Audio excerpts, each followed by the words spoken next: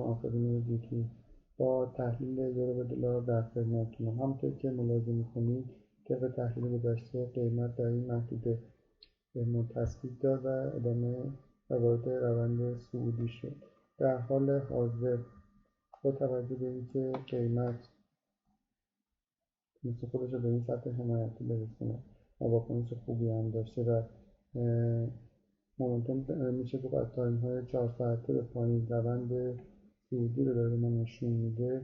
در صورتی که در این محدوده تثبیت بده بر اساس مومنتوم وارد پوزیشن خرید میشیم و اگر این سطح حمایتی که با ابزار فیبو به دست آوردیم و این کف کانال صعودی رو به سمت پایین بشکنه، با توجه به وضعیت مومنتوم میتونیم به فکر فروش باشیم.